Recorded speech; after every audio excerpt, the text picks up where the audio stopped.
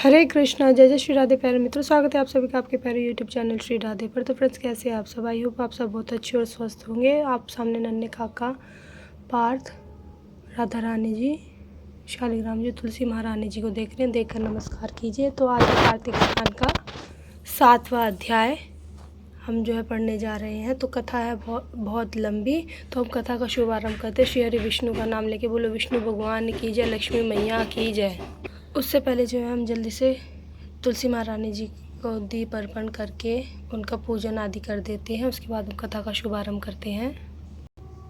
अब हम कार्तिक स्नान का जो 7वां अध्याय पढ़ने जा रहे हैं। बोलो विष्णु भगवान की जय, लक्ष्मी नारायण भगवान की जय, लक्ष्मी मैया की जय, तुलसी मैया की जय। इतनी कथा सुनकर सूत जी ने शौनकादिक ऋषियों से कहने लगे कि हे सूत जी, आप कृपा करके कार्तिक तथा तुलसी का महात्म्य कहिए। तब सूत जी कहने लगे कि हे ऋषियों,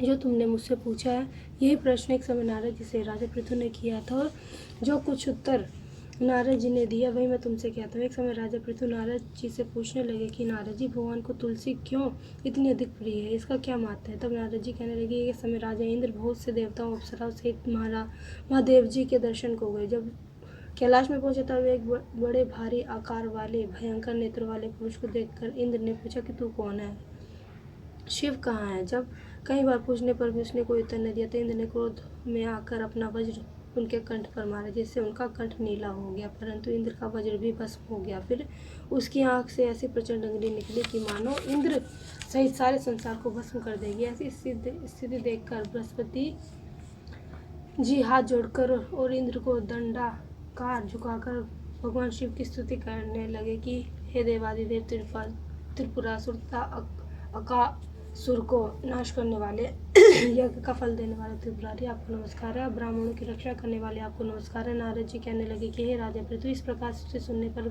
श्री महादेव जी ने त्रिलोकी को दग्ध करने वाली अग्नि को शांत कर दिया और कहने लगे कि हे देवताओं, वर मांगो, मैं आपकी स्तुति सुनकर अति प्रसन्न हुआ हूँ। हमने इंद्र को जीवन दान दिया और बृहस्पति जी, आज से तुम्हारा नाम भी जीव होगा। बृहस्पति जी कहने लगे कि यदि आप प्रसन्न है तो इंद्र की रक्षा कीजिए और संसार का दाह कर सकने वाली अग्नि को जो आपके नेत्र से उत्पन्न हुई उसको शांत करिए। तब शिव जी कहने लगे कि नेत्र से निकली हुई अग्नि वापस कैसे जाए, अतः हम इसको दूर फेंकते हैं। और ऐसा कहकर अग्नि को हाथ में लेकर समुद्र में फेंक दिया। वहाँ गंगा के संगम गंगा सागर में जाकर गिरी और बालक होकर रोने लगी। उसके रोने के शब्द से पृथ्वी कांपने लगी। सातों लोग बहरे हो गए। ऐसा आश्चर्य देखकर वहां पर आए हुए ब्रह्मा जी समुद्र की गोद में बालक देखकर आश्चर्य से पूछने लगी, यह बालक किसका है? समुद्र में बड़े आदर से बालक को उठाकर ब्रह्मा जी की गोद में दिया। कहने लगे कि यह मेरा पुत्र गंगा से उत्पन्न हुआ है, आप इसके जात कर्म कराइए। फिर उस बालक ने ब्रह्मा जी की दाढ़ी पकड़कर इस जोर से मरोड़ी कि ब्रह्मा जी के नेत्रों से आंसू आ गए। किसी प्रकार दाढ़ी छूटी तो ब्रह्मा जी कहने लगे कि इसने हमारी आंखों से जल निकाला था, इसका नाम जलांधर होगा, परंतु यह शिव के अतिरिक्त और किसी के हाथ से नहीं मरेगा, क्योंकि यह शिव के अंश से ही उत्पन्न हुआ है।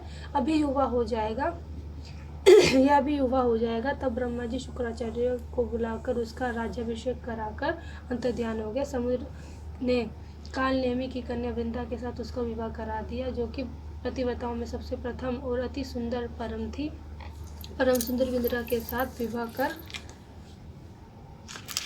जलंधर अति प्रसन्नता से दिन बिताने लगा। जब जलंधर घर में आता तो वृंदा अपने हाथों से पंखा जलाती, पाद्य अर्ध आचमन उनको अर्पण करती। वह अपने पति को नारायण समझकर उनकी सेवा किया करती थी। नारद जी कहने लगे, राजा पृथु, अब मैं पतिव्रता स्त्री होकर कुछ लक्षण तुमसे कहता हूँ। पतिव्रता स्त्री अपने पति के दुख में दुखी और अपने उसके सुख में सुखी, परदेश जाने पर दुखी और पति के मर जाने पर सती हो जाती है। पति के पाप तथा पुण्य को आधा बांटने वाली स्त्री को अपने पति के मर जाने पर स्वेच्छा से सती हो जाना चाहिए। जो स्त्री सती हो जाती है वह अपने पति के साथ अपने शरीर के 3.5 करोड़ रोमों के अनुसार 3.5 करोड़ वर्ष तक अपने पति के साथ स्वर्ग में वास करती है। जो स्त्री सती होने के लिए जितने कदम शमशान की ओर बढ़ाती है उसको पद में एक यज्ञ का फल प्राप्त हो जाता है। वह अपने माता पिता पति तीनों कुलों की पवित्र कर देती है।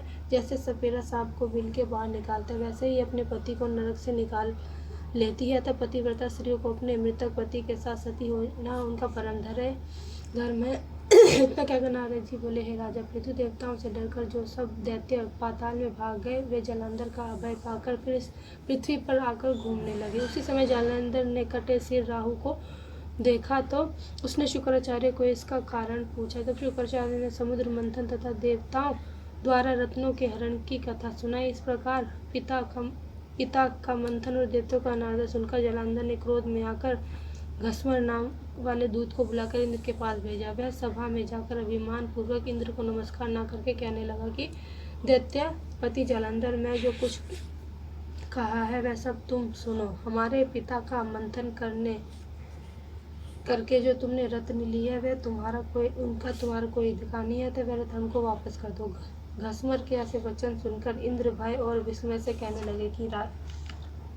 लगा कि समुद्र सदैव हमारे शत्रु दानवों की रक्षा करता है था, हमने उसको मत कर रत्न लिए, इसलिए उन पर दैत्यों का कोई अधिकार नहीं है। दूत ने ये सब समाचार जलंधर से जाकर कहा तो वह अत्यंत क्रोधित हुआ और देवता को जीतने का उपाय सोचने लगे। उसने सब दिशाओं पातालों में अपने दूत भेजकर सब दैत्यों को बुलाया और शुंभ निशुंभ को अपना सेनापति बनाकर स्वर्ग के नंदन वन में जाकर इंद्र की अमरावतीपुरी को घेर लिया।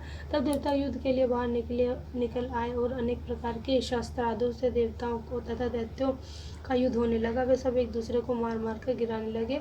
सब तरफ रुधिर बहने लगा। मरकर गिरे हुए घोड़ों और हाथियों से पृथ्वी भर गई। उधर युद्ध में मारे गए दैत्यों को शुक्राचार्य अपनी संजीवनी विद्या से जीवाने लगे। इधर बृहस्पति जी द्रोणाचल की दिव्य औषधियों द्वारा देवताओं को जीवित करने लगे। उधर जब देवताओं के जीवित होने का वृत्तांत दैत्यों ने शुक्राचार्य को जाकर कहा तो जालंधर दैत्य ने अपने अनुचरों को द्रोणाचल पर्वत को समुद्र में फेंक देने का आदेश दिया।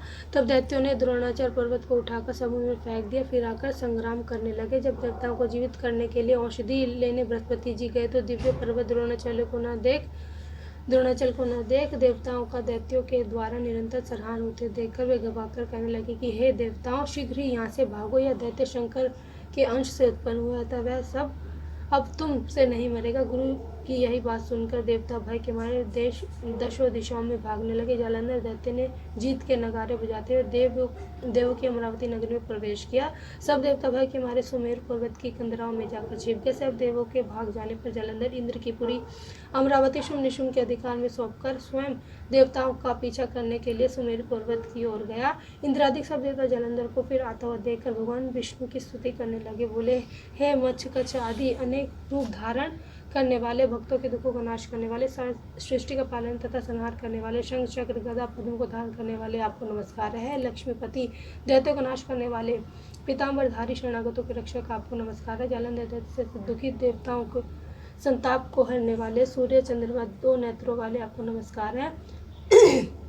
नारद कहने लगे कि हे राजा पृथु, जो कोई भगवान की इस संकट नाशक स्तुति को पढ़ता है उसके संकट नाश को प्राप्त हो जाते हैं। भगवान विष्णु देवताओं की स्तुति सुन और उनको दुखी जानकर शीघ्रता से उठ गरुड़ पर सवार होकर जाने लगे। तो लक्ष्मी जी से पूछा कि भगवान आप कहाँ जा रहे हैं? तब उन्होंने उत्तर दिया कि तुम्हारा भाई जालंधर से पीड़ित देवताओं की सहायता के निमित्त जा रहा हूँ। तब लक्ष्मी जी कहने लगी कि भगवान, मैं आपके परम प्रिया हूँ, तब आप मेरे भाई को कैसे मारेंगे? तब भगवान ने कहा कि शंकर से उत्पन्न और ब्रह्मा के वचनों से हम जालंधर को कदापि नहीं मारेंगे। ऐसे कहकर शंकर चक्र और खड्ग लेकर जालंधर के साथ युद्ध करने के लिए चल दिए। जिस समय भगवान युद्ध करने के लिए गए तो बहुत से दैत्य गरुड़ के पंखों के वेग से ही मारे गए।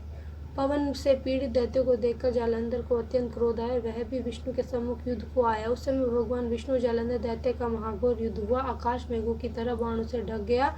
तब भगवान ने जालंधर से ध्वजा, छत्र, घोड़े, धनुष सब अपने बाणों से काट डाले।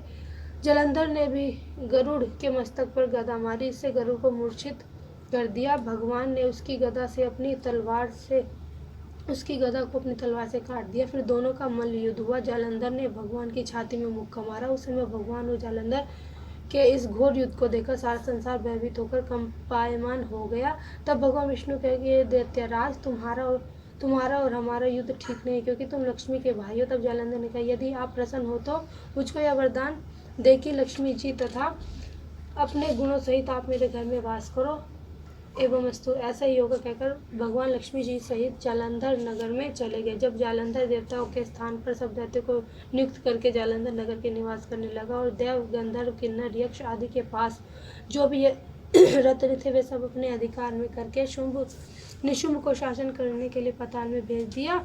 वहाँ उसने शेषादि नागों को वश में कर लिया। इस प्रकार जलांधर देव, यक्ष, किन्नर, गंधर्व, मनुष्य सबको अपनी प्रजा बनाकर पुत्र समान तथा धर्म की नीति से उनका पालन करते हुए त्रिलोकी का राज्य भोगने लगा। नारद जी बोले कि हे राजा पृथु, एक समय भगवान के दर्शन करने तथा जलंधर की राज्य लक्ष्मी देखने के लिए हम भी वहां गए। इस प्रकार कार्तिक माह का 7वां अध्याय समाप्त हुआ। बोलो श्री हरि विष्णु भगवान की जय, लक्ष्मी मैया की जय, शालिग्राम जी महाराज की जय, राधा रानी की जय, ठाकुर जी महाराज की जय। तो इस प्रकार कार्तिक मास का जो है 7वां अध्याय फ्रेंड्स कंप्लीट हुआ। मैं श्री हरि विष्णु से प्रार्थना करती हूँ कि आपकी सारी प्रार्थनाओं को श्री हरि विष्णु स्वीकार कर ले। तो फ्रेंड्स हमें जो है तुलसी मैया की जो है परिक्रमा करेंगे, उसके बाद सूर्य चंद्रमा को अर्घ्य देंगे। अगर आपको वीडियो पसंद आई हो तो वीडियो को लाइक कमेंट शेयर ज़रूर करना, चैनल को सब्सक्राइब करना, फ्रेंड्स एंड फैमिली में शेयर करना। तो चलिए फ्रेंड्स, मिलते हैं नेक्स्ट वीडियो में, तब तक के लिए हरे कृष्णा, जय जय श्री राधे।